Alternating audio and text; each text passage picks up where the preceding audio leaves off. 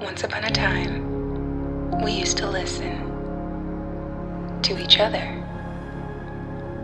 Our pain, our joy, our fears, our hopes, and most importantly, our dreams.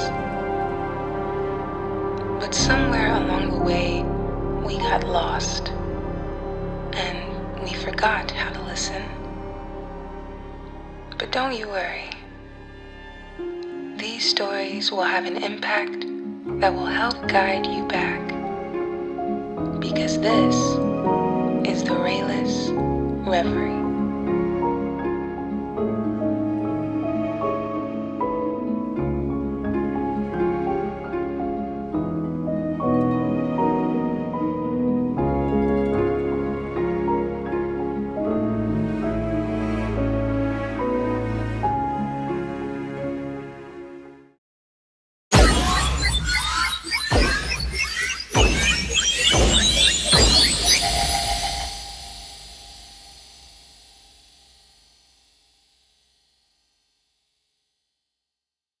The first time machine, gentlemen.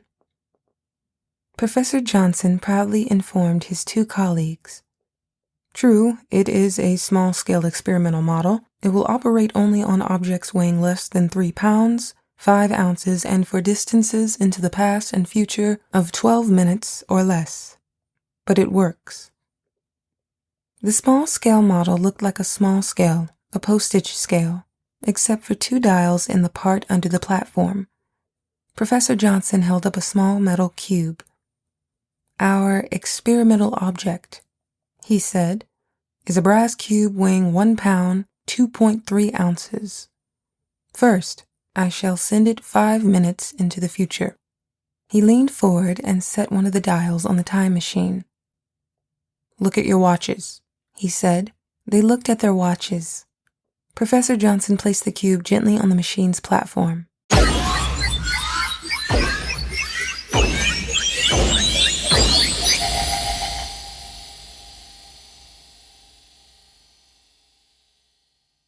It vanished. 5 minutes later, to the second, it reappeared. Professor Johnson picked it up. Now 5 minutes into the past. He set the other dial. Holding the cube in his hand, he looked at his watch. It is 6 minutes before 3 o'clock. I shall now activate the mechanism by placing the cube on the platform at exactly 3 o'clock. Therefore, the cube should, at 5 minutes before 3, vanish from my hand and appear on the platform, 5 minutes before I place it there. How can you place it there, then? Asked one of his colleagues. It will, as my hand approaches, vanish from the platform and appear in my hand to be placed there. 3 o'clock. Notice, please.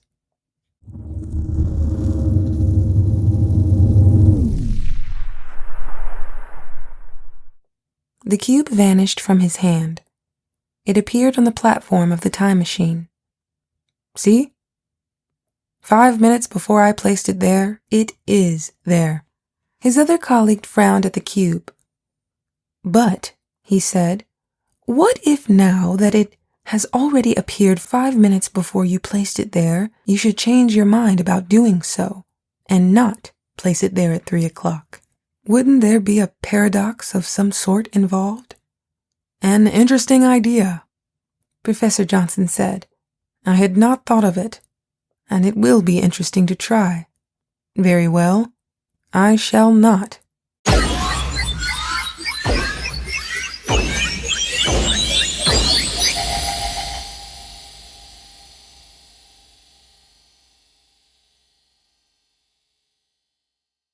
There was no paradox at all. The cube remained.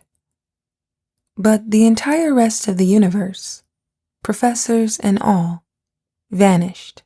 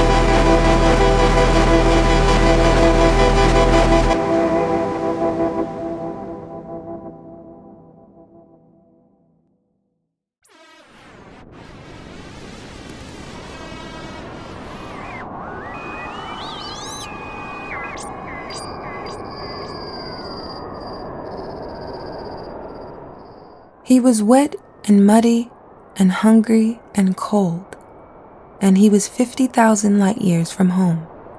A strange blue sun gave light, and the gravity, twice what he was used to, made every movement difficult. But in tens of thousands of years, this part of war hadn't changed.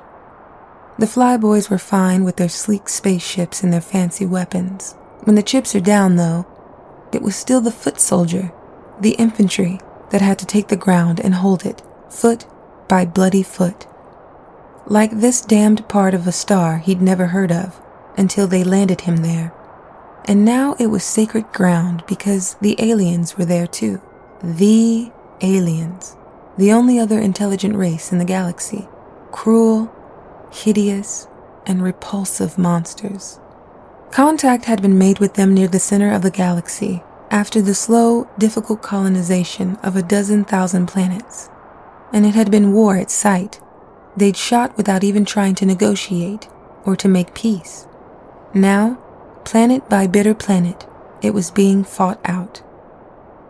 He was wet and muddy and hungry and cold, and the day was raw with a high wind that hurt his eyes.